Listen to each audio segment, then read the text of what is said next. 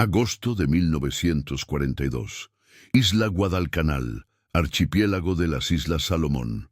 Cuando el coronel Kiyonao Ichiki desembarcó con sus 917 hombres, llevaba una certeza arraigada en la doctrina imperial. Los estadounidenses no pueden soportar el combate cuerpo a cuerpo. Para él, la jungla era un obstáculo trivial. El combate real tendría lugar con la bayoneta. Rápido, brutal, glorioso. El error empezó ahí.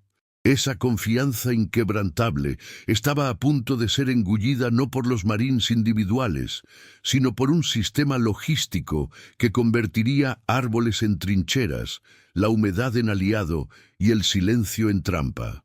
Guadalcanal no era una isla, era un laboratorio de la nueva guerra americana. El enemigo no era visible, no gritaba, no avanzaba en formación.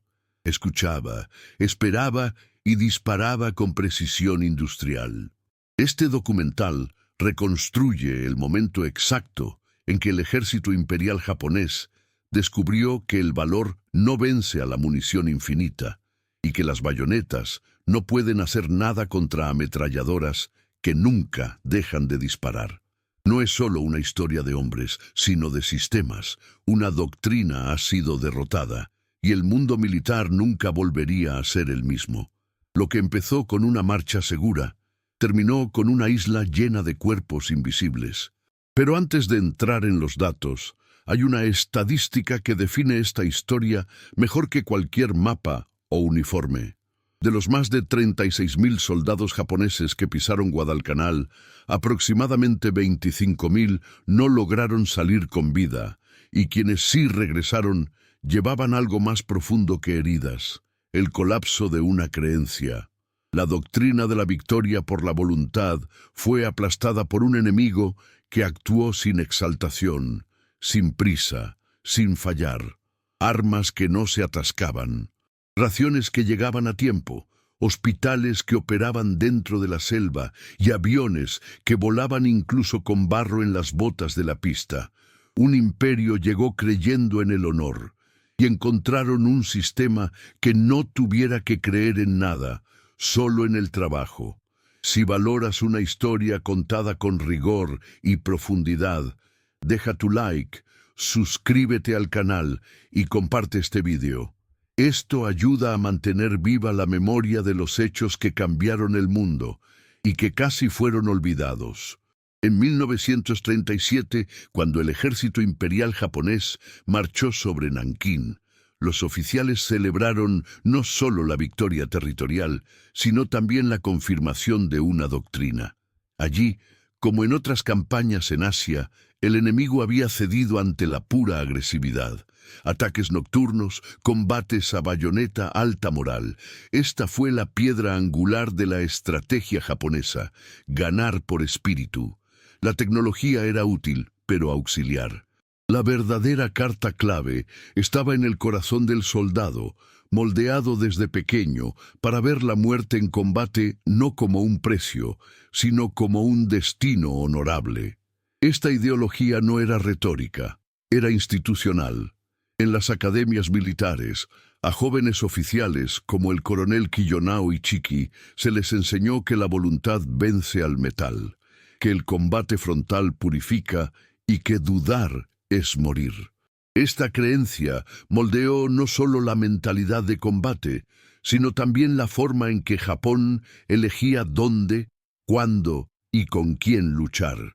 Al subestimar el poder material de Estados Unidos, los japoneses no estaban siendo imprudentes por impulso. Estaban siendo constantes con su entrenamiento.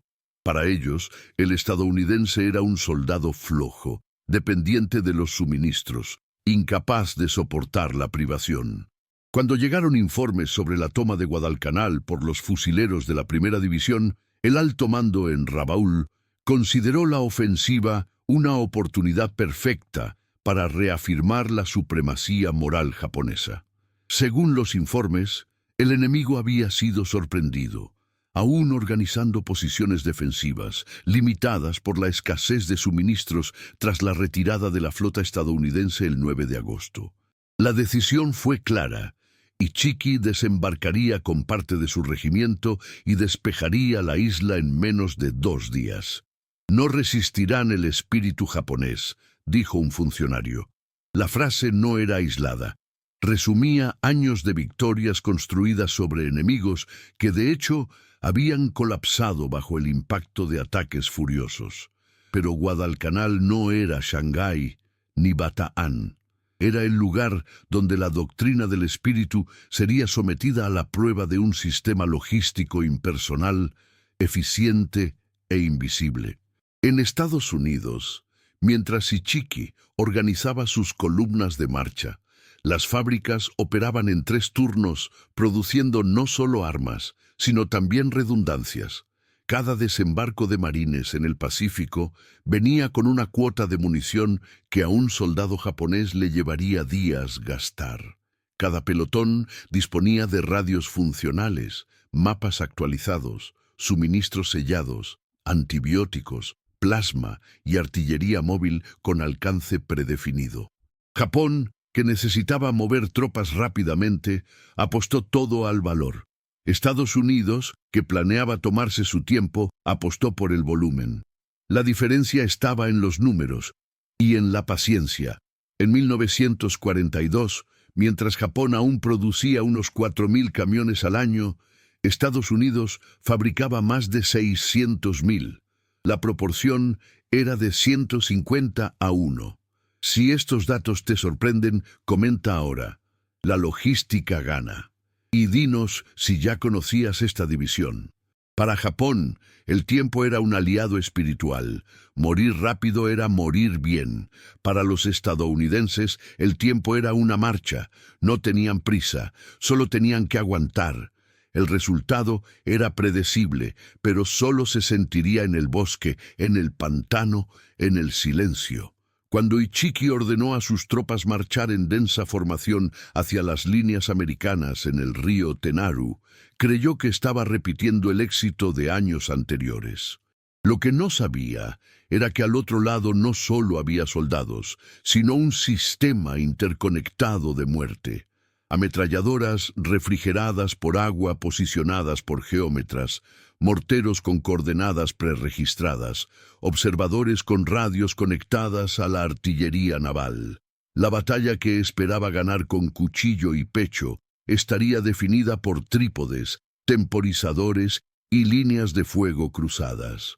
Guadalcanal era un lugar donde cada árbol escondía un plan.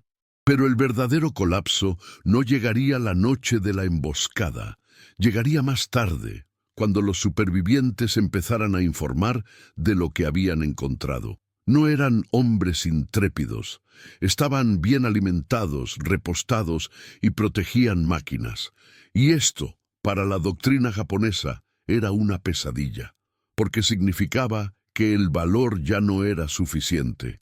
La siguiente parte de esta historia revela el momento exacto en que la selva se convierte en una extensión de la maquinaria estadounidense, y cómo los japoneses llegaron a temer no a los soldados, sino al medio ambiente, porque allí cada hoja era una antena y cada sombra una trampa premeditada. Cuando desembarcó en Tiru Point en las primeras horas del 19 de agosto de 1942, el coronel Kiyonao Ichiki llevaba una convicción compartida por gran parte del alto mando japonés. Los estadounidenses eran débiles. El propio Ichiki había dicho a sus oficiales horas antes que serán arrastrados mar adentro antes del amanecer. Era más que una frase característica. Era un diagnóstico militar basado en experiencias previas. En Bataan, Filipinas, los soldados estadounidenses se habían rendido en masa.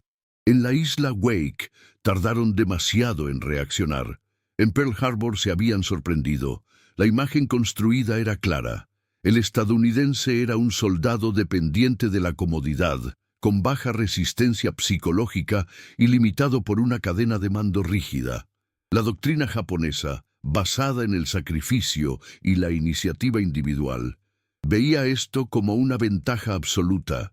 Ichiki, veterano de la guerra en China y respetado como estratega, Había pasado años interiorizando esta visión.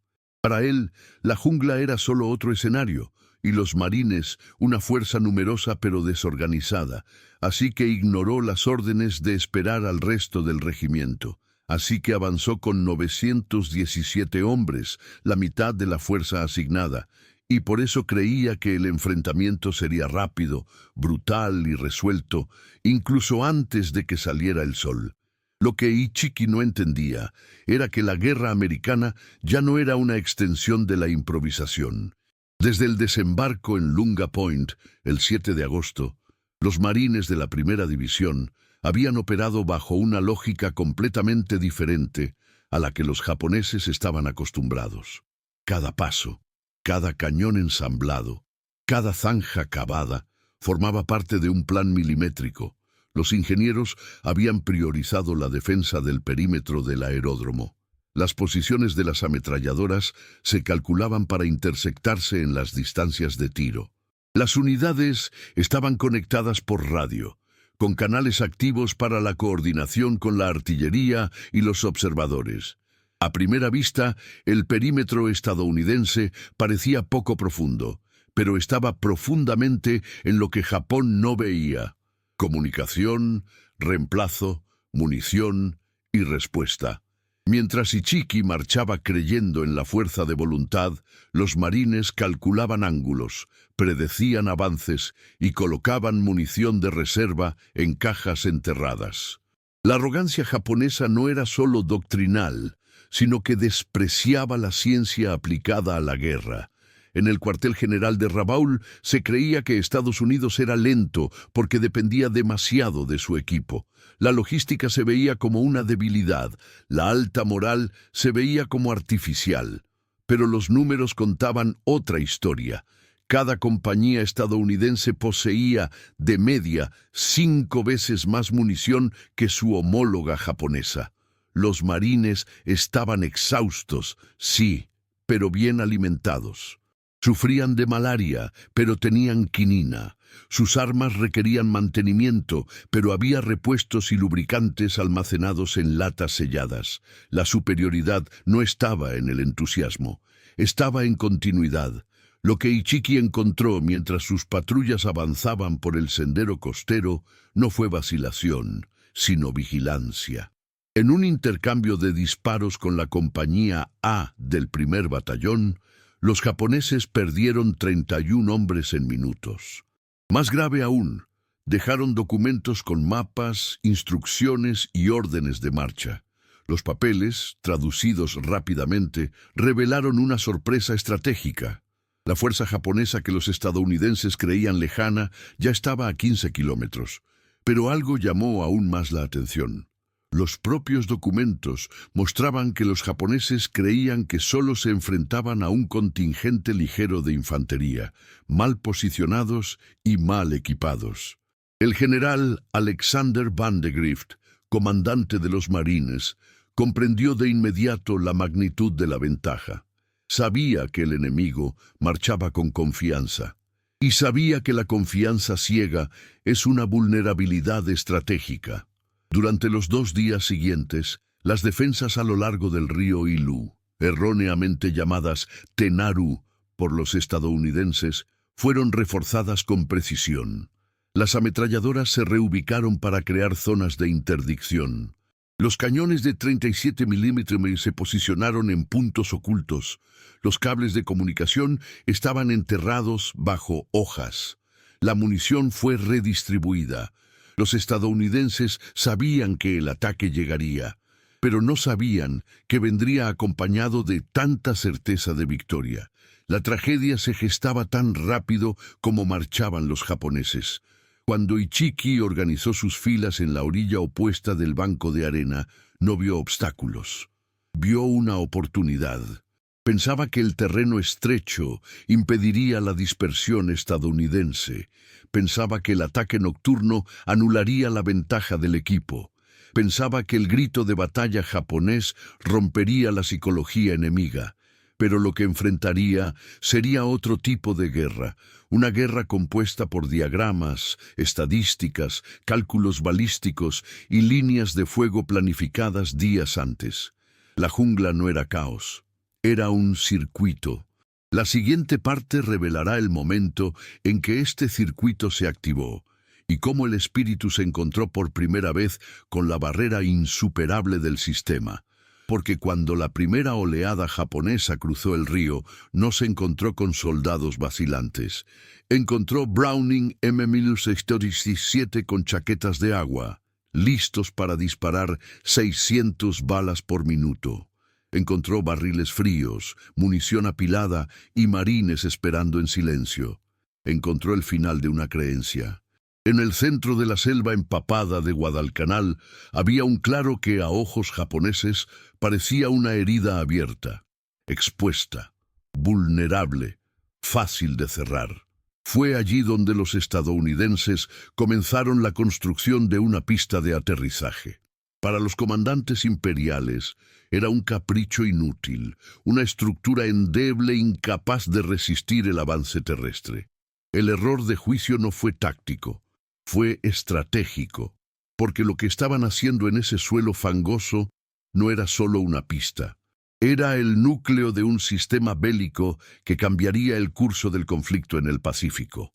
Henderson Field, como fue nombrado tras la muerte del mayor Lofton Henderson en la batalla de Midway, se convirtió en menos de una semana en el corazón palpitante de una operación que combinaba aviación, suministros, evacuación médica, vigilancia y dominio aéreo.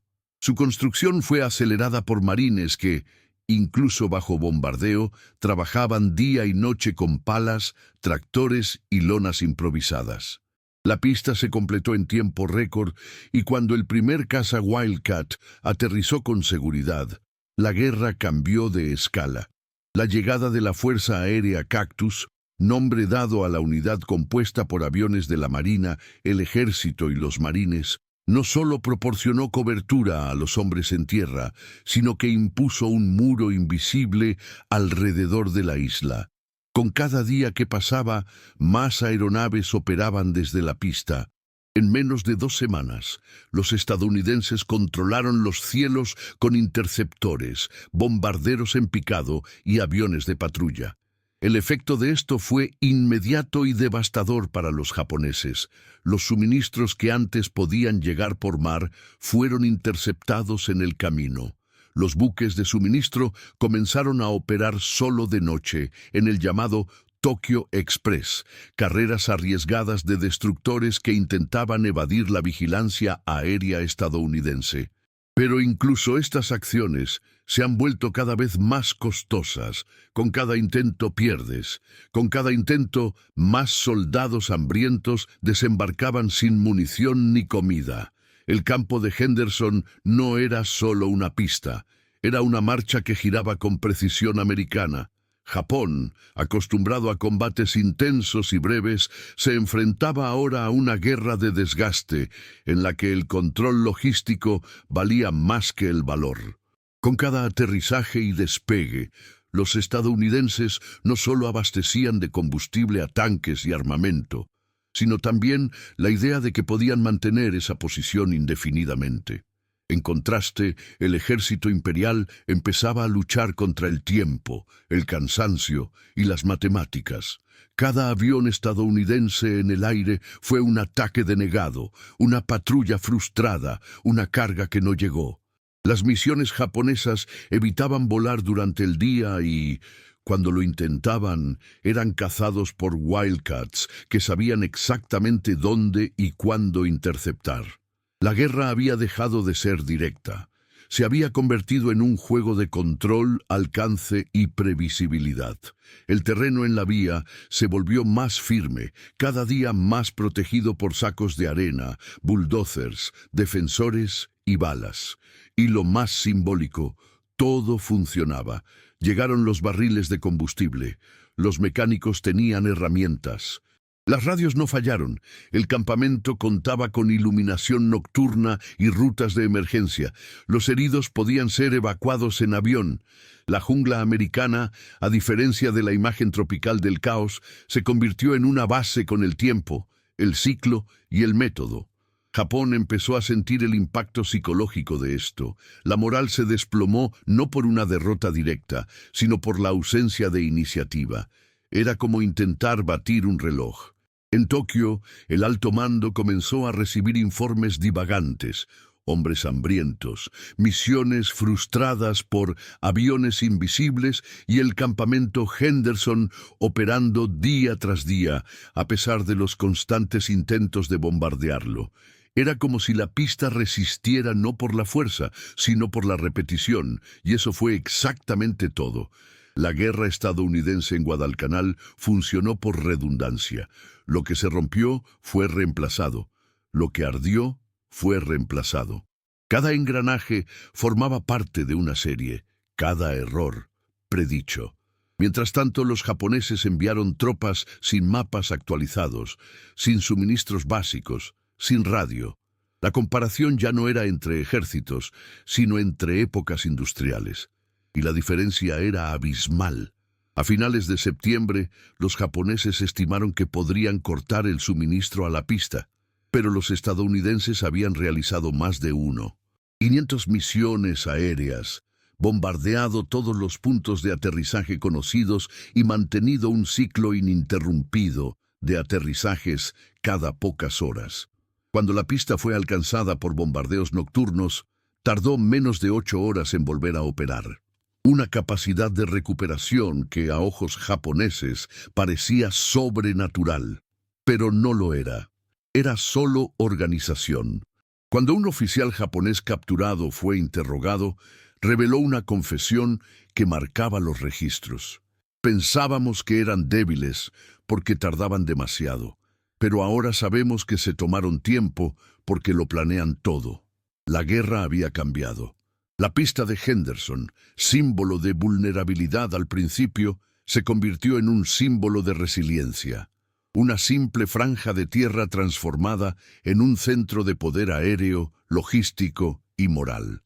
Y con cada vuelo estadounidense, Japón perdía no solo soldados, sino también la iniciativa. Porque cuando no controlas los cielos, no controlas lo que entra, ni lo que sale.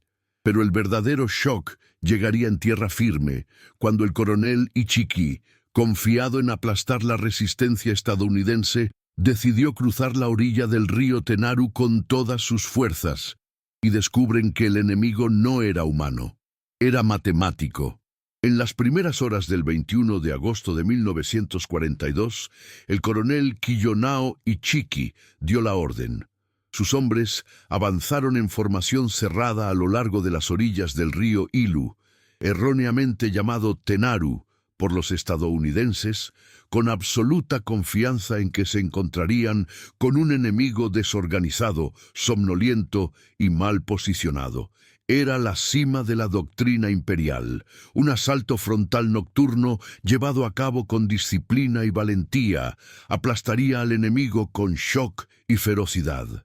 Durante días, Ichiki había oído informes de marines exhaustos, quedándose sin suministros, y consideró que la moral estadounidense era frágil.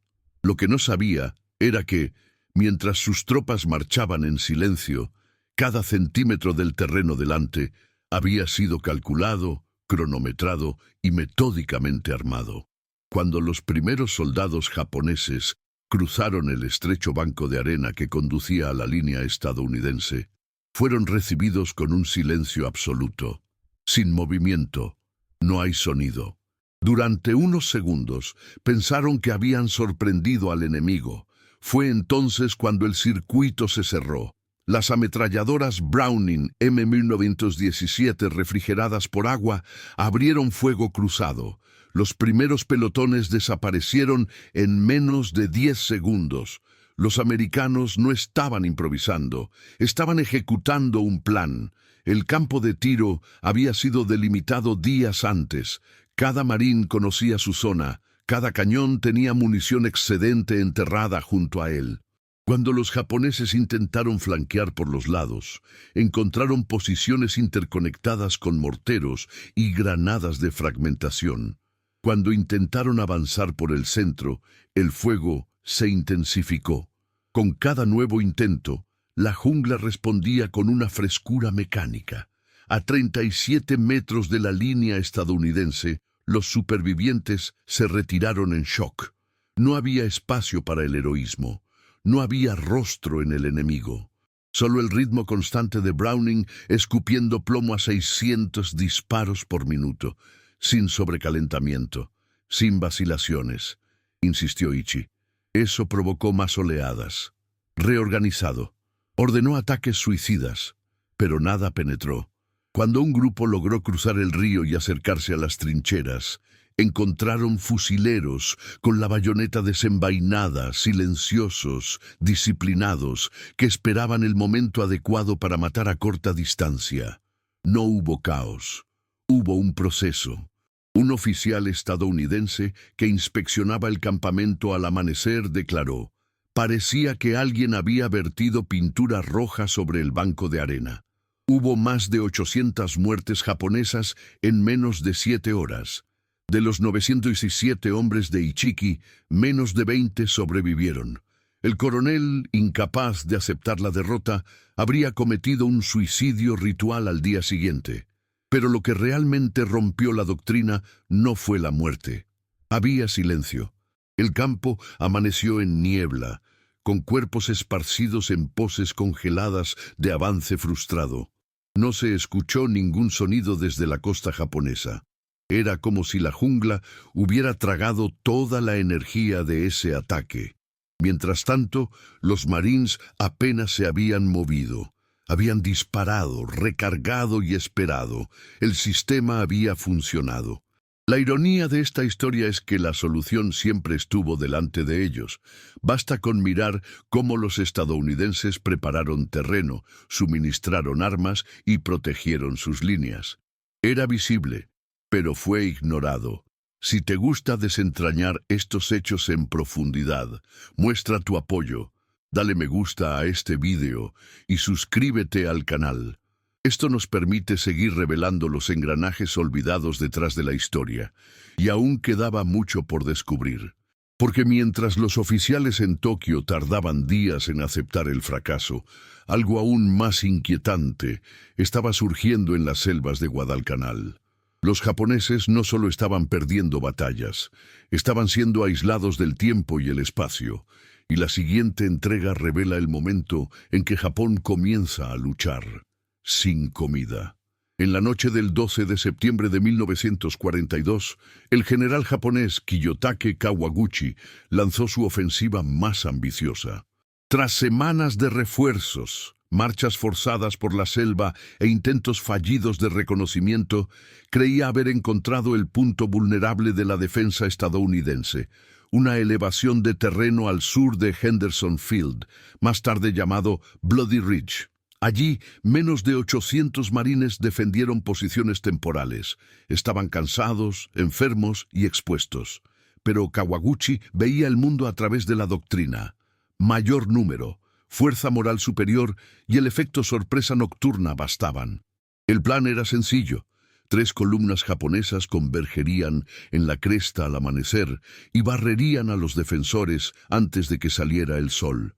Pero, una vez más, el enemigo no era lo que parecía.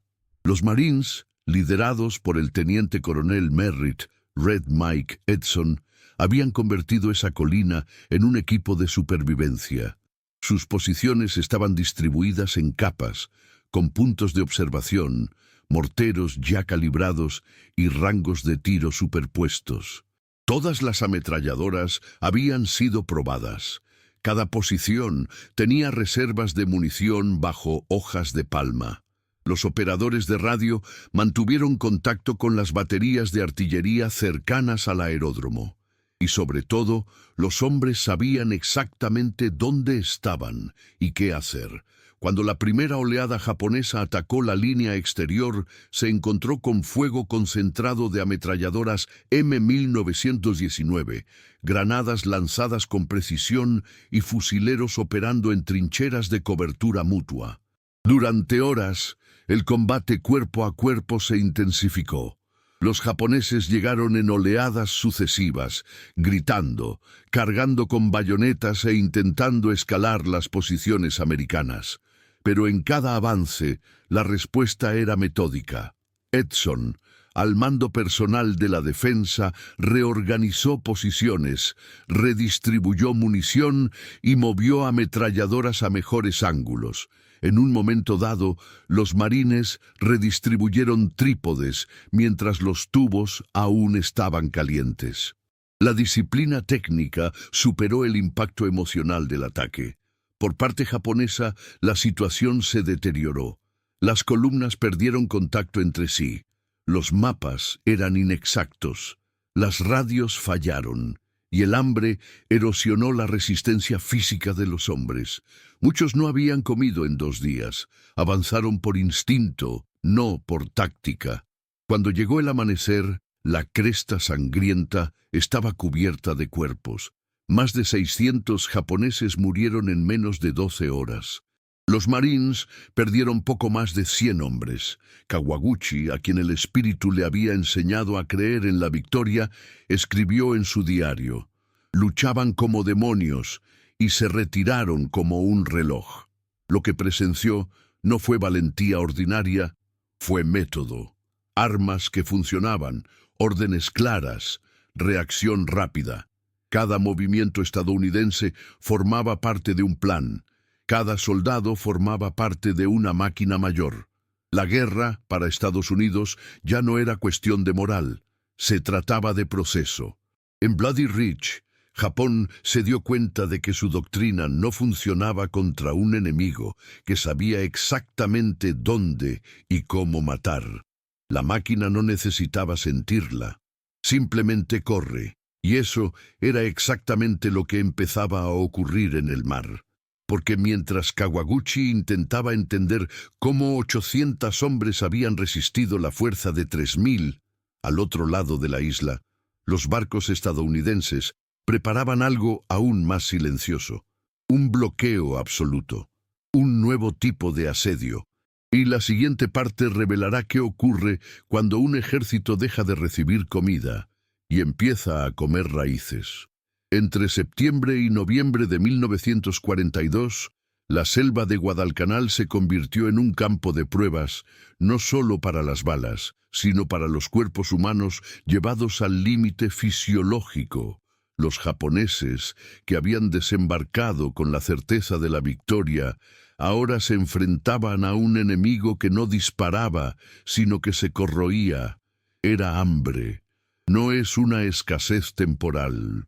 Era la ausencia sistémica de alimentos, resultado directo de la superioridad logística estadounidense.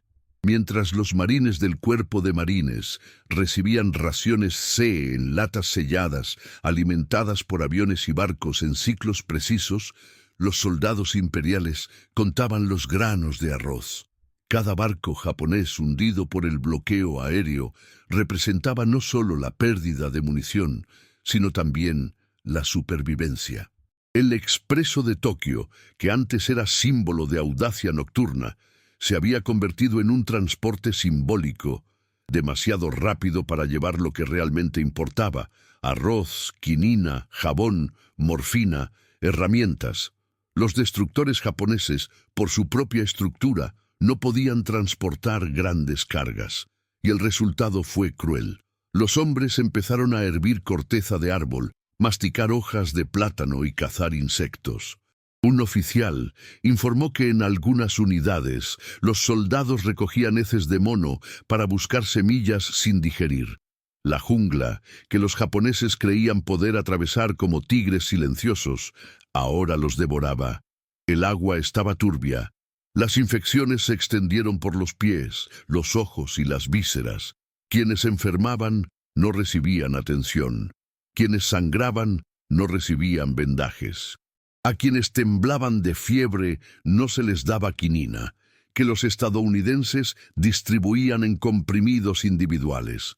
En los informes interceptados aparecieron expresiones como soldados inútiles por la debilidad extrema, hombres abandonando posiciones por vértigo y muertes nocturnas en posición fetal. El combate se había vuelto biológico y el cuerpo japonés estaba perdiendo. El contraste era inquietante. Por parte estadounidense, a los soldados se les proporcionaba café caliente, tabaco, comidas equilibradas, barras de chocolate y agua potable. El suministro era redundante. Si un barco fallaba, otro lo compensaba. Si un avión se estrellaba, otro aterraba. La parte trasera funcionaba como una línea de producción. Los heridos fueron estabilizados, medicados y transportados. Incluso en el barro había un sistema. Por otro lado, la dignidad humana se estaba desintegrando. Los hombres comían carne de rana, peleaban por cáscaras de coco, cavaron agujeros no para esconderse, sino para morir. El hambre no solo eliminaba la fuerza física, destruía la disciplina. Las unidades se estaban desmoronando. Los agentes gritaban a los hombres que no podían levantarse. En ciertas zonas de la selva, los cadáveres no se enterraban por falta de fuerza. El campo de batalla se convirtió en un hospital sin medicinas, un refugio sin comida, una trinchera sin munición. Ya no era una guerra. Fue un colapso. El arma estadounidense más eficaz de ese momento no tenía disparador. Era el momento. Cuanto más trabajaba la maquinaria aliada, más se deshacía el cuerpo japonés. Un diario recuperado describía delirios en los que el soldado creía que el bosque le llamaba por su nombre. Otro relató que lloró al ver a un compañero comer arcilla.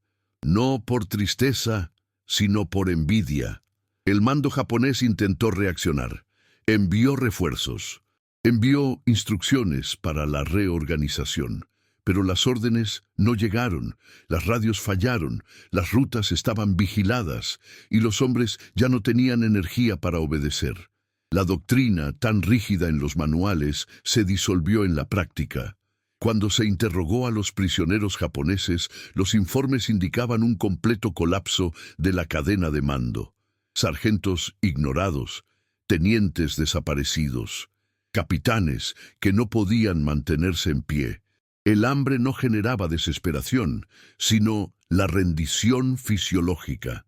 Japón, que creía que podía ganar por la fuerza del alma, vio caer a sus hombres sin disparar un solo tiro, y los estadounidenses observaban con precisión clínica. Los mapas mostraban dónde disminuían los sonidos, dónde cesaron las hogueras, donde los prismáticos ya no veían movimiento. Fue muerte en silencio. La jungla hizo el trabajo, y aunque no mataba, se desarmaba. Rifles caídos, granadas olvidadas, hombres que caminaban en círculos, sin rumbo. El círculo estaba completo. Los estadounidenses habían convertido el arroz, la quinina y el jabón en armas de destrucción masiva. No era necesario atacar. Era suficiente para mantener la máquina en marcha. Era suficiente para impedir que el enemigo suministrara. La guerra se había convertido en un asedio invisible, y la mayor fortaleza de Japón, el espíritu, era no tener suficiente combustible. La siguiente parte va más allá del cuerpo, porque incluso ante el hambre, algunos soldados seguían creyendo en la victoria, pero pronto incluso eso se rompería, porque lo que viene después es entonces cuando Japón empieza a oír voces en medio de la selva, y no son voces humanas. Son los motores de los bombarderos, los japoneses que aún resistían en Guadalcanal, exhaustos y hambrientos, empezaron a notar un patrón inquietante. Cada vez que intentaban moverse, algo volaba por encima. A las 6 de la mañana, 12 y 6 de la tarde. 3 veces al día, sin falta, aviones estadounidenses aparecían en el cielo. No para atacar inmediatamente, sino para observar, marcar y transmitir. Ya no era una guerra confrontacional directa, era una guerra de ritmos. Las radios operativas estadounidenses transmitían coordenadas. Los observadores avanzados, posicionados en puntos estratégicos, transmitían información casi instantáneamente. Japón, con su doctrina basada en la iniciativa individual y el valor en combate, encontró ahora una red coordinada de vigilancia, respuesta y ataque. Y esta cadena no dormía. Cada escuadrón de aviación Cactus de la Fuerza Aérea operaba por turnos. Los mecánicos se turnaban para que los motores nunca se enfriaran. La artillería estadounidense, situada alrededor de Henderson Field, podía disparar en menos de 2 minutos tras identificar un objetivo, incluso si ese objetivo estaba oculto en el bosque. No hubo improvisación, fue un flujo. Cuando un soldado estadounidense resultaba herido, de media recibía atención médica en menos de 30 minutos. Había plasma, morfina, instrumentos estériles. El hospital de campaña funcionaba las 24 horas del día, con energía generada por motores auxiliares que se cambiaban preventivamente. Y mientras tanto, los japoneses se demoraron. Un diario capturado informaba que los soldados viajaban 6 horas solo para llevar a un compañero hasta un refugio, sin medicación, sin antibióticos, sin camilla. La diferencia ya no era solo visible, era estructural. Una compañía estadounidense disponía de 4 ametralladoras medias, 2 morteros ligeros, 3 radios portátiles y acceso a apoyo aéreo directo. Un batallón, combinado, llevaba más potencia de fuego que un regimiento japonés completo, con suficientes suministros para operar durante semanas sin reabastecimiento. En Guadalcanal, Japón descubrió que no solo luchaba contra soldados, sino que luchaba contra un sistema. Las radios SCR-300 transmitían incluso con interferencias atmosféricas. Los fusiles M1 Garand podían disparar 8 cartuchos sin recargar, con menos riesgo de atascamiento. Las armas tenían mantenimiento programado, los uniformes se cambiaban regularmente, zapatos secos, protegidos, y el engranaje giraba, incluso en el barro. Pausamos un hecho que pocos saben. En 1942, Estados Unidos producía 70.000 vehículos militares al mes. Alemania produjo 25.000, incluyendo las que serían enviadas a Rusia. Y Japón produjo unas 3. 500 unidades, añadiendo camiones, motocicletas y vehículos ligeros. Una diferencia que no era solo numérica, sino doctrinal. Si estos datos te sorprendieron, comenta abajo. La logística gana. Esa frase resume lo que Guadalcanal ha demostrado. La guerra moderna pertenece a quienes pueden repetirla. El campo de batalla ya no es geográfico, se volvió industrial. Cada componente de la máquina americana era reemplazable, cada fallo absorbible. El despido salvó vidas. La tecnología mantenía la moral, la previsibilidad se convirtió en un arma y todo esto era replicable. Guadalcanal no fue un caso aislado, fue un modelo. La doctrina estadounidense había aprendido de los fracasos de la Primera Guerra Mundial. La improvisación es fragilidad. La Segunda Guerra Mundial requirió planificación incluso en silencio. Mientras los japoneses confiaban en que el próximo ataque lo cambiaría todo, los estadounidenses tenían diagramas, hojas de cálculo y órdenes de mantenimiento con plazos. El equipo estaba vivo y aún estaba al principio de su potencial, porque la siguiente parte revelará cómo Estados Unidos empezó a industrializarse hasta la selva, transformando el entorno hostil en territorio nacional. En los últimos meses de 1942, el mando japonés en Rabaul se negó a aceptar la realidad. Guadalcanal, imaginada como una operación breve y gloriosa, se había convertido en un sumidero de hombres, recursos y moral. Pero la doctrina imperial no permitía la retirada. Cada nueva semana traía una decisión irracional: reforzar. Envía más batallones, más barcos, más esperanzas. Fue el intento de ganar en cantidad, lo que los estadounidenses ya estaban ganando con constancia. Sin embargo, el tiempo no favoreció la fe. Con cada nuevo desembarco japonés, las líneas americanas eran más ordenadas, profundas y mejor abastecidas. Lo que antes eran posiciones improvisadas en troncos y zanjas, se había convertido en una red defensiva con artillería cronometrada, puestos de observación, líneas de suministro redundantes y puntos de evacuación médica. Con cada día que pasaba, la jungla americana dejaba de parecer territorio hostil y adoptaba la forma de un campamento fijo, eficiente, casi doméstico. Para los japoneses, cada intento de ataque requería más tiempo de marcha, más desgaste, más muertes, incluso antes del combate. Los senderos abiertos a través de la selva se convirtieron en túneles de emboscada. Se predijeron los tiempos de los avances. Las columnas fueron rastreadas por aviones y engullidas por la artillería antes incluso de ver a un enemigo. Lo que antes era un enfrentamiento simétrico, ahora se sentía como un sacrificio ritual. Durante una ofensiva en octubre, 3,000 soldados japoneses avanzaron contra el flanco sur del perímetro estadounidense. Con poca munición, debilitados por la malaria y sin apoyo aéreo, creían que la sorpresa nocturna compensaría la desventaja. Encontraron 105 mm de artillería sincronizada, ametralladoras .30 y .50 bien distribuidas, y reflectores estadounidenses que cortaban la noche con precisión quirúrgica. Menos de 300 regresaron. El tiempo había dejado de ser neutral.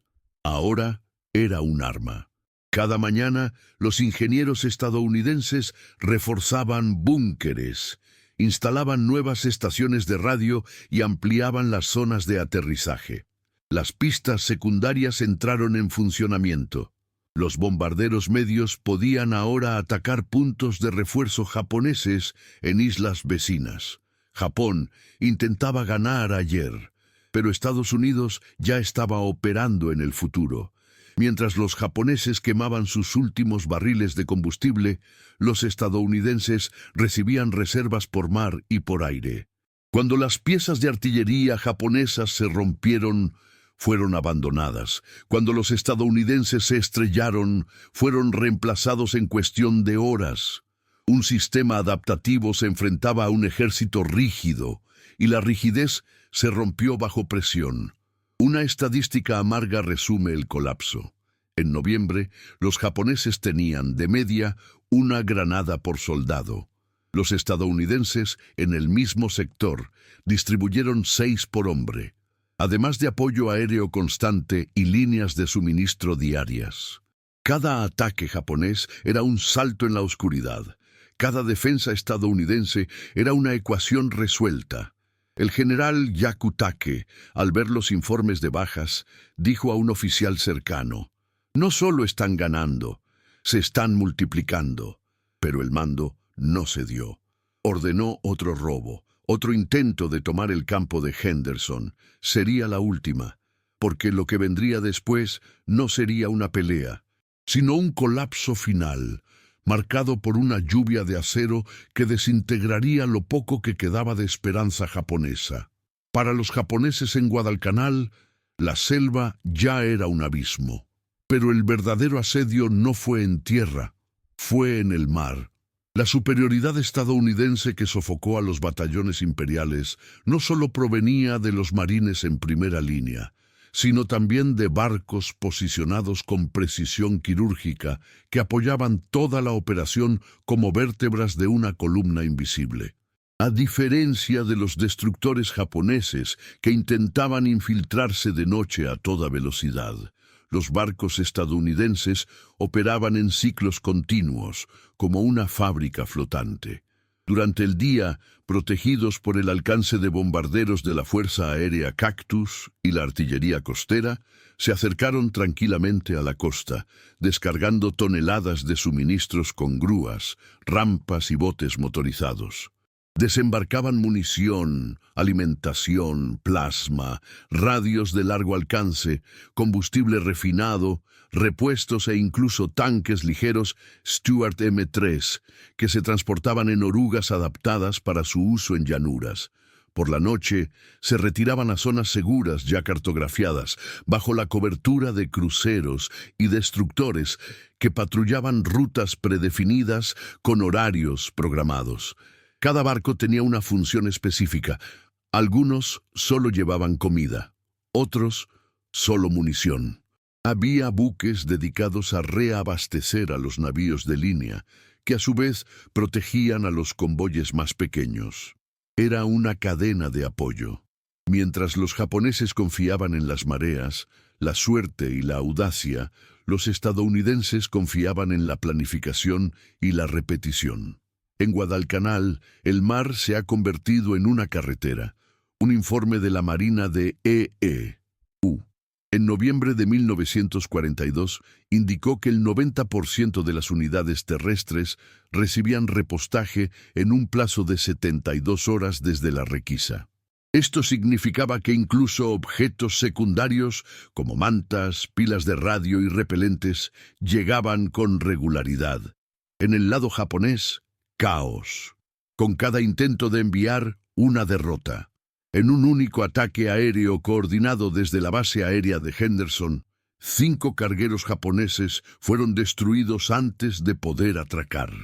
Los que llegaron arrojaron apresuradamente los suministros, lanzando barriles al agua, esperando a que los soldados los recogieran en la playa, cuando había suficientes soldados vivos. El resultado fue desorganización, pérdidas y desnutrición. Mientras los estadounidenses descargaban combustible refinado con bombas presurizadas, los japoneses enterraban tambores en la maleza, rezando para no ser localizados. La diferencia entre ambos sistemas era la de la era industrial. Estados Unidos había hecho lo que ninguna potencia asiática predijo. Coordinó la Marina, el Ejército y la Fuerza Aérea como un organismo único. Las fuerzas navales mantuvieron el flujo. Las tropas en tierra mantuvieron la posición.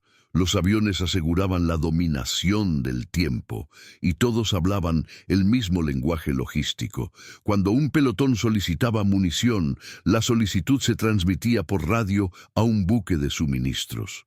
El buque coordinó entonces la entrega con apoyo aéreo y escolta marítima. Era una línea de producción con oleadas. Y funcionó. Los japoneses, en cambio, seguían operando con métodos analógicos, confiando en mensajeros, mapas en papel y suposiciones. El mando en Rabaul no podía visualizar la realidad de la isla, y aunque pudiera, no podría hacer nada. El océano se había vuelto americano. Pausa para una estadística ignorada por Tokio. En 1942, Estados Unidos votó una media de un nuevo barco mercante cada 13 horas. Así es, casi 2 al día. La capacidad de reemplazo de la flota era más de 10 veces mayor que la de Japón. Si esta información te sorprendió, comenta abajo con poder absoluto, porque eso es exactamente lo que representa la logística en una guerra moderna. En Guadalcanal no bastaba con ser valiente. Tenía que ser sostenible. Y los estadounidenses habían convertido el Océano Pacífico en su cadena de montaje.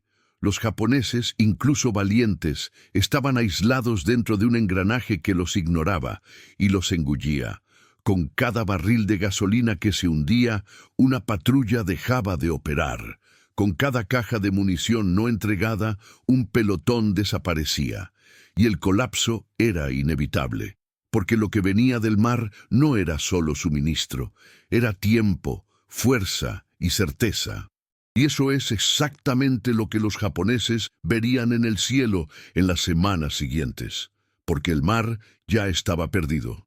Pero la siguiente parte revela cuando Estados Unidos empezó a bombardear por rutina.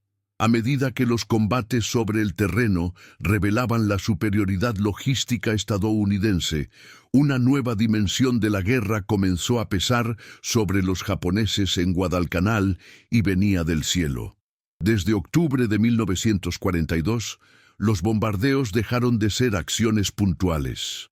Se volvieron predecibles como el amanecer, pero imposibles de evitar. No importaba si era de noche o de día, lluvia o cielo despejado. Los aviones estadounidenses sabían dónde atacar, y más, sabían cuándo. La clave de esta precisión era invisible, pero mortal. Su nombre, radar. A bordo de cruceros clase Northampton y destructores Fletcher, radares de onda métrica como el CXAM-1 y SG permitían la detección de aviones y buques a decenas de millas de distancia, incluso en completa oscuridad. Durante décadas, el ejército se había entrenado para ver. Ahora necesitaban aprender a detectar. Los estadounidenses habían superado la oscuridad. Japón seguía dependiendo de vigilantes nocturnos, prismáticos y el olfato para la experiencia. Pero no hay disciplina que supere a la física. Cuando los aviones de reconocimiento japoneses despegaron de bases en Rabaul, fueron detectados antes incluso de alcanzar altitud operativa. Las patrullas estadounidenses, guiadas por operadores terrestres, despegaban para interceptar entre 15 y 20 minutos antes. Era la diferencia entre elegir la pelea y caen en una emboscada invisible. En el mar, el efecto fue devastador. Los destructores japoneses que intentaban repostar de noche fueron detectados por señales de radar y atacados por baterías navales antes de que avistaran la costa. En una de estas noches, el crucero USS Helena identificó una flota japonesa a 30 kilómetros, disparando salvas de 6 pulgadas con precisión milimétrica. El enemigo nunca ha visto el cañón de los cañones, solo sintió la explosión. La doctrina japonesa, basada en la sorpresa, el combate cuerpo a cuerpo y los ataques de flanco, se estaba volviendo obsoleta. Cada enfoque era anticipado, cada curva predicho. Un avión estadounidense, incluso volando solo, ya no era una pieza aislada. Formaba parte de una red sensorial. Con torres de radar terrestres instaladas cerca de Henderson Field, cualquier movimiento aéreo japonés se rastreaba desde el principio. Esto permitió a los estadounidenses preparar interceptaciones, mover piezas de artillería, evacuar posiciones vulnerables y reposicionar sus defensas con minutos de antelación. Era el poder de la información en tiempo real. Para los japoneses, la sensación era de asombro.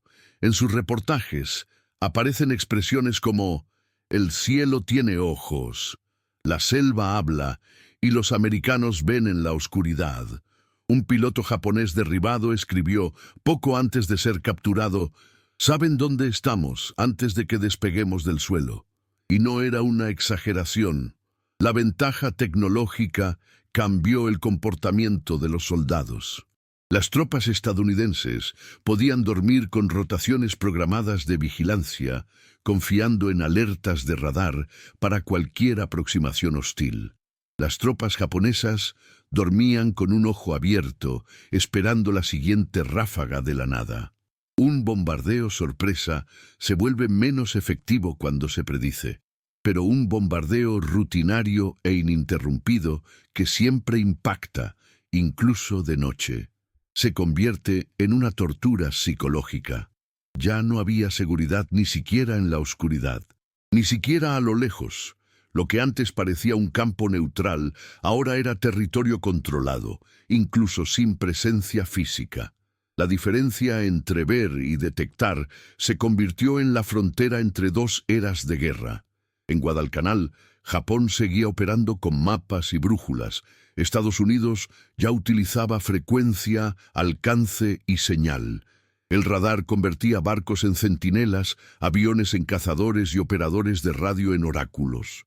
La doctrina japonesa, moldeada por valores de valor e iniciativa, no tenía respuesta ante un enemigo que disparaba antes incluso de ser avistado.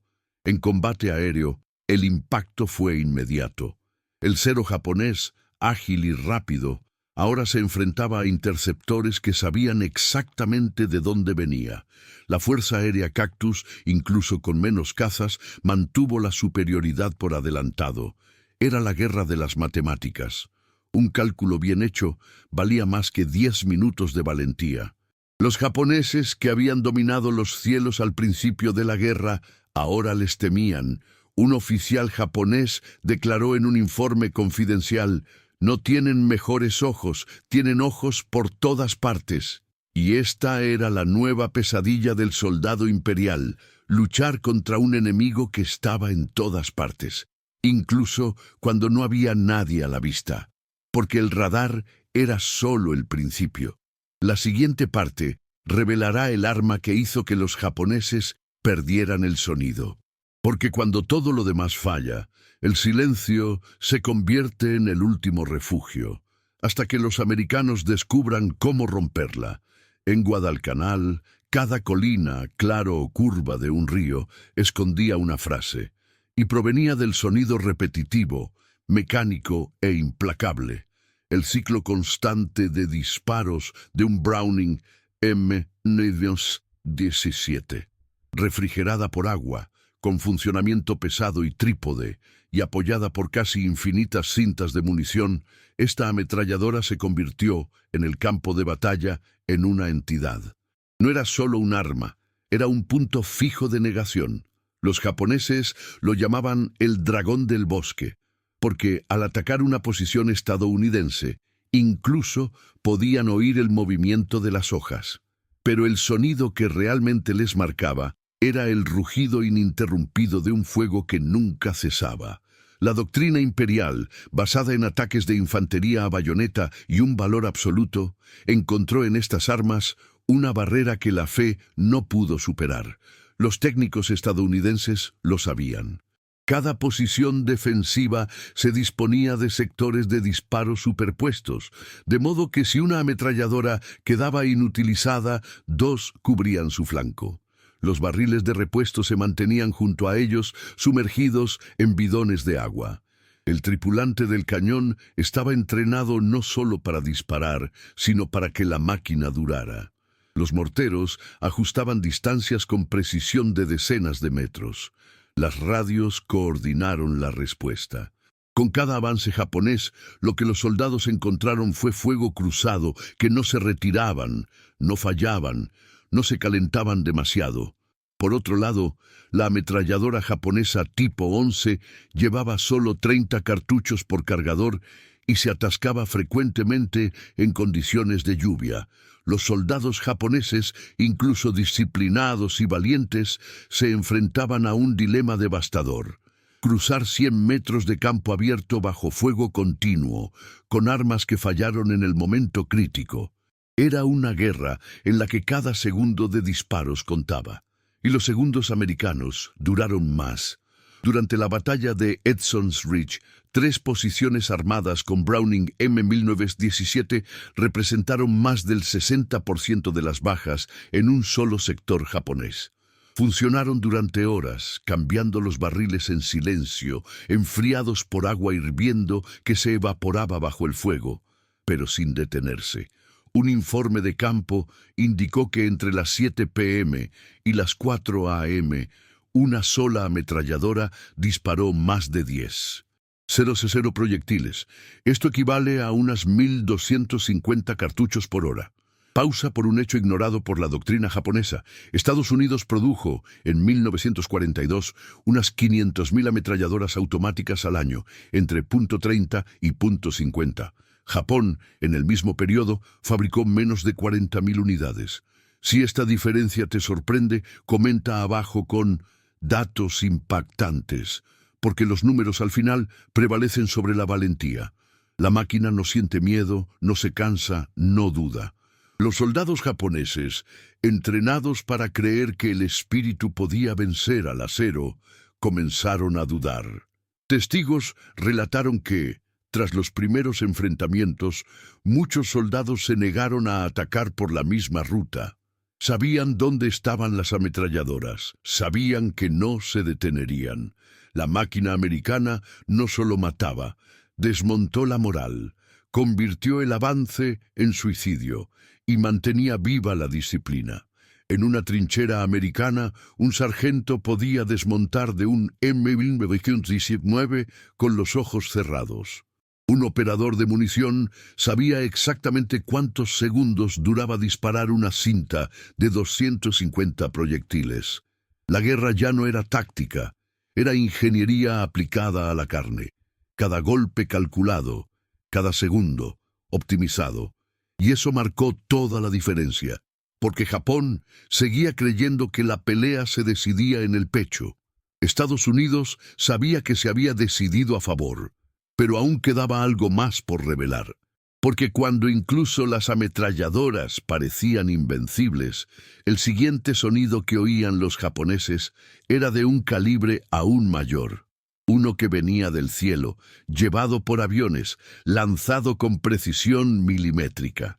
La siguiente parte mostrará que en Guadalcanal incluso el acero tenía alas. El drama de Guadalcanal no se limita a la destrucción de divisiones ni a la pérdida de un aeródromo. Lo que se desató en la húmeda jungla de la isla fue toda una concepción de la guerra, una cultura de combate construida sobre valores ancestrales, ahora aplastada por una lógica impersonal, fría y eficiente. La doctrina japonesa, nacida entre espadas y honor, seguía creyendo que la guerra era la cúspide del espíritu humano.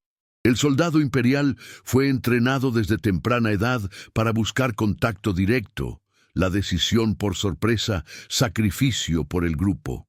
Pero en un campo de batalla que ya no requería contacto ni gloria admitida. Fue una guerra que comenzó por radio, se dibujó en el mapa y terminó incluso antes de que se viera al enemigo. Los marines estadounidenses no luchaban contra una muerte heroica, luchaban por sobrevivir y estaban armados con herramientas para ello. La lógica de la batalla era completamente diferente. Mientras los japoneses buscaban el duelo, los estadounidenses creaban redes de fuego superpuestas, cadenas de mando descentralizadas y sistemas logísticos redundantes. El soldado japonés buscó órdenes al oficial. El soldado estadounidense recibía un protocolo, lo ejecutaba y era reemplazado en minutos si caía. Un sargento podía tomar el mando de una compañía. Un operador de radio podía pedir apoyo aéreo en menos de 2 minutos. En Guadalcanal, donde cada minuto contaba, esa diferencia era letal, y los propios japoneses empezaron a notarlo. Testimonios recogidos de funcionarios muestran súplicas angustiadas por un cambio. Uno de los principales escribió: "No es falta de valor, es falta de instrucción adecuada. Los estadounidenses luchan con una lógica que no conocemos. Esta lógica comenzó antes de la pelea. Se manifestó en la doctrina del combate en profundidad, en la integración entre infantería, artillería, logística e inteligencia. La doctrina japonesa, rígida y centralizada, reaccionó lentamente. Una columna podía marchar durante horas hasta descubrir que la posición objetivo ya había cambiado. Se perdieron tropas en la selva. Las unidades se fragmentaron por falta de mapas actualizados o coordinación básica. Mientras tanto, los estadounidenses operaban con radios SCR-300, mapas fotográficos, reconocimiento aéreo e informes diarios. Cada pelotón sabía exactamente dónde estaba, a dónde ir y qué evitar. La guerra dejó de ser arte, ahora era ingeniería, y Japón, incluso con valentía, seguía atrapado en una concepción artesanal del conflicto, donde el soldado era el arma. Pero frente a un sistema, los hombres aislados, por muy dispuestos que estén juntos, se convierten en piezas desconectadas. En un ataque en el sector del río Matanikau, una unidad japonesa avanzó por senderos esperados, en formación de honor, con gritos de guerra. Por otro lado, No hubo respuesta, solo silencio, hasta que la artillería estadounidense, basándose en datos proporcionados por patrullas avanzadas, disparó 12 salvas en 8 minutos. No hubo combate, hubo aniquilación. Ningún soldado estadounidense vio el rostro del enemigo. Un diario recuperado tras el ataque decía: «Entramos a luchar con bayonetas. Morimos sin encontrarnos con un solo rostro enemigo». Eso fue el colapso de la doctrina, una guerra hecha para la espada que se libra contra munición masiva. Japón no solo necesitaba más soldados, necesitaba otra forma de pensar. Y ese cambio, en ese momento, era imposible. Su industria no estuvo a la altura. Su comunicación falló. Su liderazgo se resistió. Y sus hombres, preparados para morir con honor, empezaron a morir en vano, porque el campo de batalla había cambiado de idioma. Ya no hablaba con valentía, hablaba con código, y Japón seguía llevando flechas a una guerra de sistemas. Pero quedaba un último intento, un acto de desesperación organizada. El mando japonés preparaba lo que llamaría su ofensiva final. Lo que aún no sabían era que los estadounidenses ya habían leído este movimiento antes, incluso de que comenzara. No era el fuego, ni el acero, ni la bala. Había silencio. En Guadalcanal, la jungla americana no rugía, se cerraba encima. Un sonido amortiguado de pasos en el barro, el zumbido de mosquitos, el motor lejano de un bombardero que no se podía alcanzar, y entonces el repentino estallido de la artillería. Pero entre un ataque y otro, entre el hambre y el siguiente avance, hubo un intervalo mortal, el silencio de la derrota anunciada. Los soldados japoneses, entrenados para morir con dignidad, se encontraban ahora inmóviles en pozos de barro, rodeados por un enemigo que no daba cara ni oportunidad. Con cada intento de moverse, llegaban morteros. Con cada incendio encendido, llegaban los aviones. La selva los observaba, y siempre hablaba primero. Los diarios recuperados de cuerpos enterrados apresuradamente revelan una angustia creciente. No de quienes temen a la muerte, sino de quienes no entienden contra qué están luchando. No tenemos miedo, pero el suelo tiembla bajo nosotros. Otro escribió: «Marchamos durante 5 horas. Cayeron 2 hombres. No sabemos de dónde vino el ataque. Solo sabemos que nos están borrando». Esta sensación de ser observado, perseguido y disparado por fuerzas invisibles devastó la moral. La guerra había perdido sus formas reconocibles. No había líneas definidas, ni combates justos, retiradas honorables. Solo hubo degradación. El hambre hacía delirar a los soldados. Muchos confundieron los ruidos del bosque con voces. Otros enterraban a sus propios compañeros en silencio, sin ceremonias. Los que aún podían caminar caminaban como sombras. Y cuando finalmente encontraron al enemigo, estaba listo, con posiciones fortificadas, munición sobrante y radios en todas las manos. Los estadounidenses operaban como una máquina, los japoneses como supervivientes. En una carta nunca enviada, un teniente japonés escribió a la familia: «Esta guerra no está hecha de espadas, está formado por máquinas que se comunican entre sí. Morimos sin ver ojos, solo escuchamos». El ataque no estaba solo por delante. Venía de arriba, de detrás, de dentro, de fiebre, de tétanos, de disentería.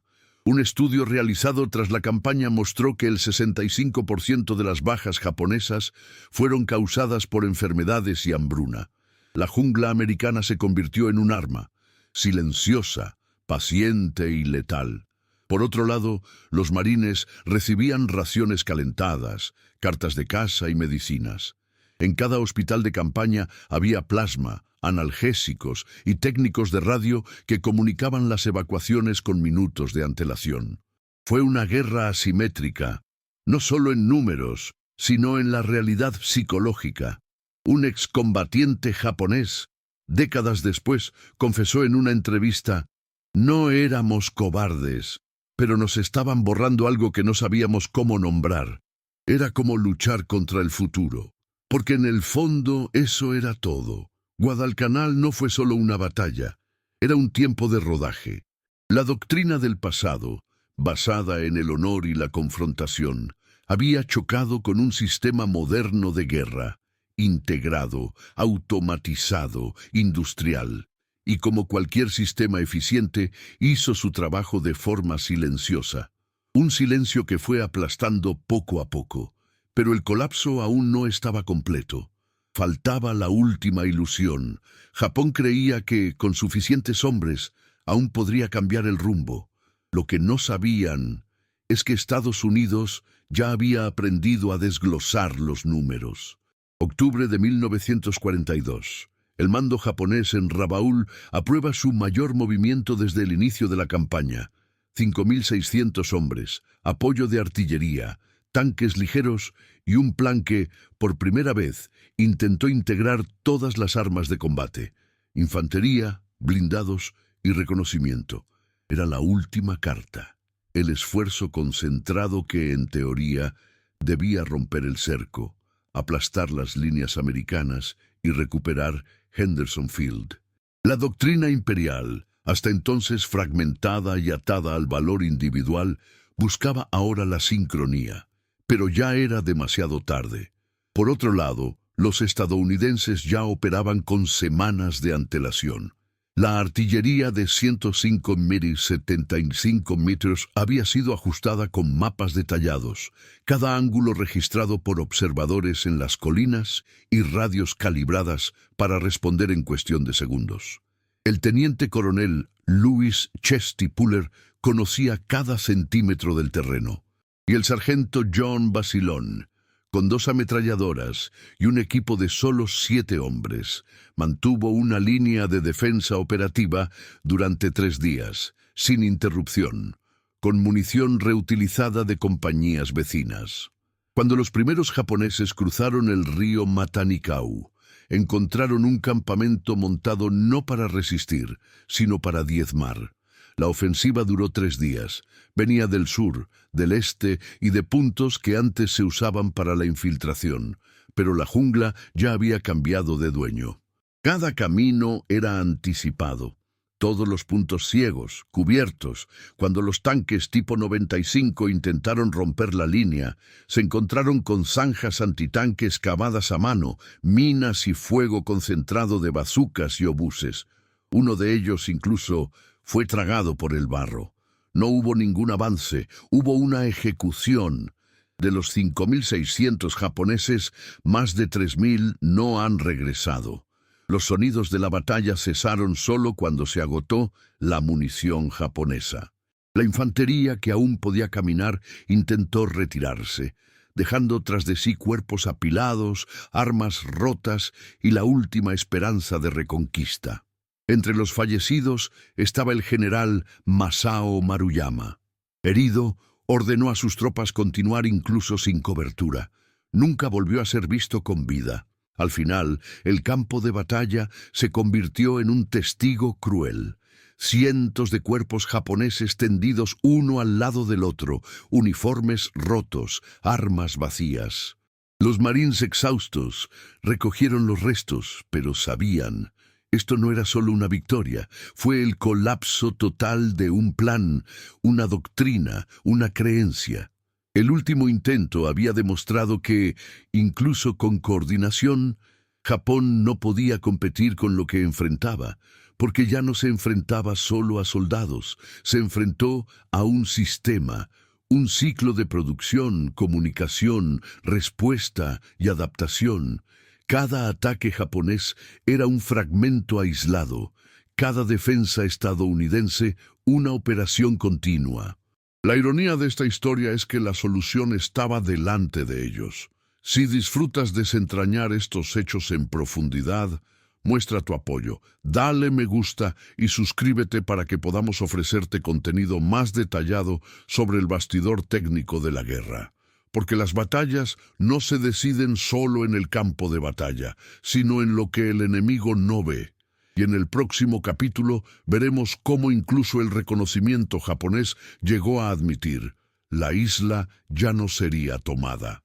El imperio había llegado al límite de su capacidad y por fin empezó a retirarse. La ofensiva final había fracasado. El sonido de las armas se apagó, pero el silencio no trajo paz, trajo abandono. Con el plan de recuperar Henderson Field destruido y miles de soldados muertos, el alto mando japonés dudó en admitir la realidad.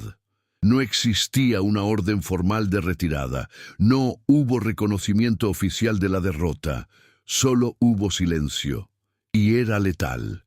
Lo que quedaba de las fuerzas imperiales en la isla se encontraba aislado, hambriento y olvidado.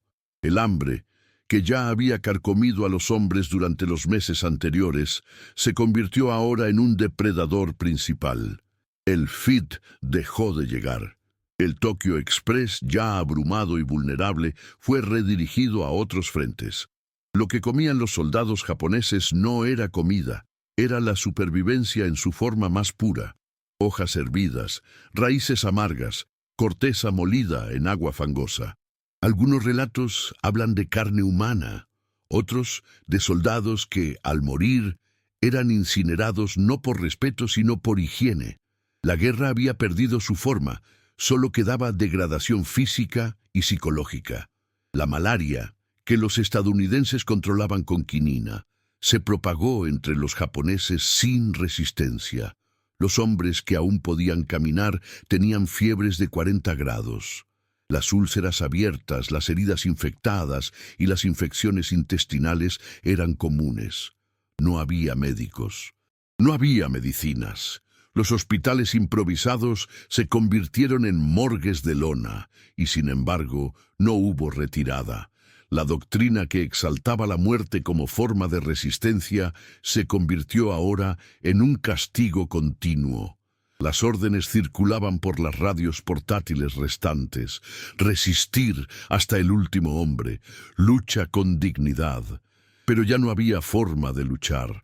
Las armas estaban en silencio, los cuerpos inmóviles. La jungla había dejado de ser un campo de batalla, se había convertido en una prisión, y para muchos, un cementerio. El clima, hasta entonces solo adverso, se convirtió en cómplice de la destrucción. Las lluvias hacían imposible moverse, el barro engullía a los hombres hasta la cintura. Los mosquitos transmitían enfermedades con eficacia quirúrgica.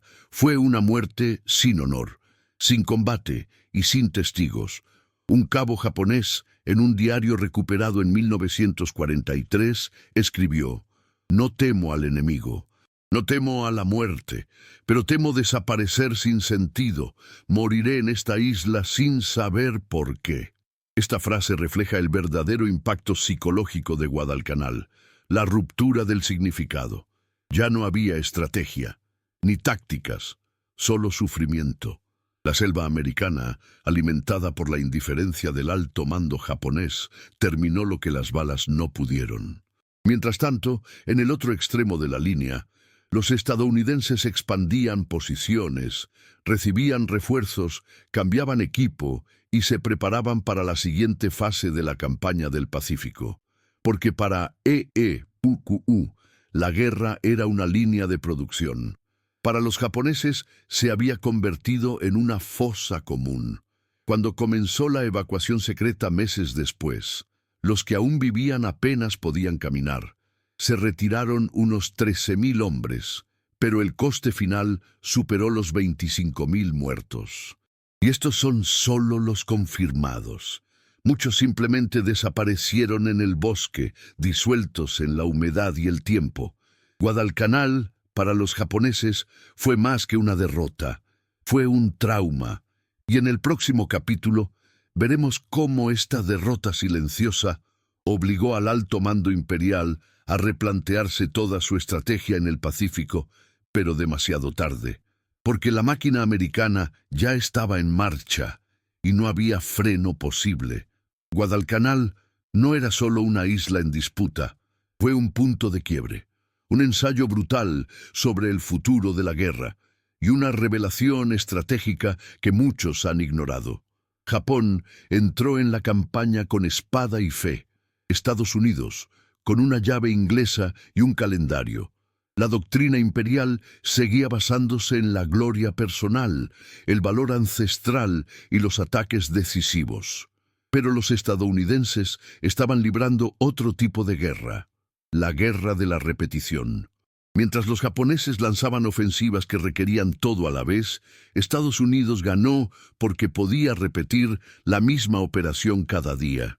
Un tren descargado, un sistema logístico reabastecido, una pieza cambiada en el momento adecuado. El poder de fuego era importante, pero secundario al poder de funcionar. Guadalcanal enseñó que la guerra no se ganaría solo con heroísmo, sino con el mantenimiento. Las armas americanas no eran superiores porque mataban a más. Eran superiores porque trabajaban cuando hacían falta. Las radios porque conectaban comandos sin demora. Las ametralladoras porque no se atascaban. Las naves porque obedecían la ruta con precisión. Nada de esto fue accidental. Era ingeniería. Era la línea de producción, la planificación, el control de calidad. Japón seguía luchando con la doctrina del siglo XIX. Y cuando la pelea empezó a durar semanas, meses, ese detalle se convirtió en una sentencia. La línea de suministro americana se extendía como un organismo. Cada bahía dominada, cada pista construida, cada barco posicionado, no era solo una presencia, era una capacidad multiplicada. Japón, por mucho que luchara, no pudo reconstruir soldados ni munición. Estados Unidos sí. En cada baja, un sustituto entrenado. Con cada tanque destruido, otro desembarcaba. Fue una guerra que premió la continuidad, no el impulso. Y eso reescribió el manual. Guadalcanal enseñó que ganar no consistía en dominar al enemigo de un solo golpe, sino en asfixiarlo cada día con el mismo ritmo. La repetición se ha convertido en un arma, rutina, un poder, y en este nuevo campo no había suficiente honor para ser suficiente, porque el sacrificio, por noble que sea, no es renovable, pero la producción sí lo es. Al final de la campaña, los oficiales estadounidenses comprendieron algo que cambiaría todo el esfuerzo bélico. No era suficiente ganar batallas. Era necesario para mantener el sistema en marcha. Una máquina de guerra que no dependía de la valentía, sino de piezas reemplazables.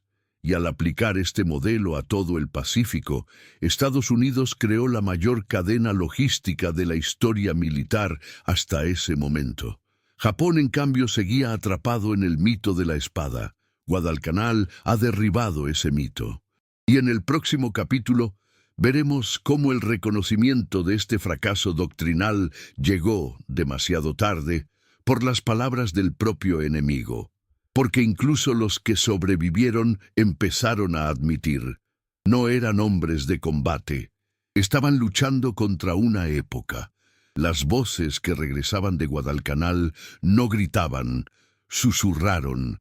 Los hombres que habían atravesado el infierno tropical a ambos lados rara vez contaban historias de gloria, contaban historias de revelación.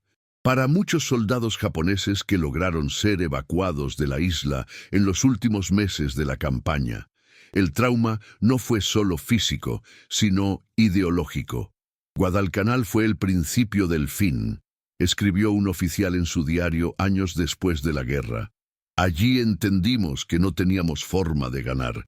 El enemigo no era débil, era exacto. Otro veterano japonés, entrevistado décadas después, declaró, vi a nuestros hombres comiendo barro mientras los estadounidenses construían pistas de aterrizaje en 3 días. La guerra, para ellos, dejó de ser un campo de honor y se convirtió en un sistema de agotamiento, un ciclo de supervivencia en el que la valentía moría antes que el cuerpo. Por parte estadounidense, el respeto también ha cambiado de rumbo. Soldados que antes llamaban salvaje al enemigo empezaron a hablar de él con admiración silenciosa. Atacaron incluso sin ninguna posibilidad y murieron con los ojos abiertos, dijo un marín. Otro informó que, tras el enfrentamiento en Bloody Ridge, encontró un diario japonés y leyó: «Mi muerte es inútil, pero debo obedecer». Esa frase nunca salió de su mente. Guadalcanal humanizó al enemigo, destrozó las caricaturas. Los estadounidenses descubrieron que estaban matando hombres tan decididos como ellos, solo que mal abastecidos, mal informados y mal dirigidos. Y los japoneses, a su vez, descubrieron que no se enfrentaban a soldados de una nación decadente, sino a trabajadores de una industria que había aprendido a hacer de la guerra una función continua. La guerra no solo destruyó ejércitos, destruyó mitos y dejó marcas más profundas que heridas. Un veterano estadounidense dijo que cuando regresó a casa no pudo dormir durante semanas, no por miedo, sino por culpa. No paraban de venir y seguí disparando, pero nunca se rindieron. Un anciano japonés contó que cada noche soñaba con el sonido de aviones estadounidenses sobrevolando la selva, incluso décadas después.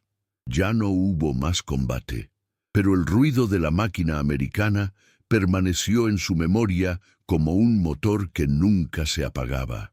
Guadalcanal reveló que la verdadera guerra no parece una película. Es repetición, cansancio, silencio, hambre y la pérdida progresiva de la lógica. Y en este entorno emerge la verdad moral. El enemigo era un espejo, un reflejo de lo que cualquier hombre puede llegar a ser cuando es arrastrado a un sistema que exige la muerte como resultado. Y por eso, incluso con la victoria, los estadounidenses no celebraron Guadalcanal como un logro, sino como una supervivencia, porque entendían que lo que se ganaba allí no era solo una tropa, era una mentalidad, y lo que se perdió eran certezas. Pero aún queda un último testimonio, un documento que nunca se ha difundido ampliamente, pero que revela cómo el alto mando japonés, tras bambalinas, finalmente admitió lo que ningún soldado se atrevió a decir en voz alta. En el siguiente y último capítulo, esta confesión se leerá por primera vez. La derrota de Guadalcanal no fue solo táctica, era existencial. Guadalcanal era mucho más que un campo de batalla.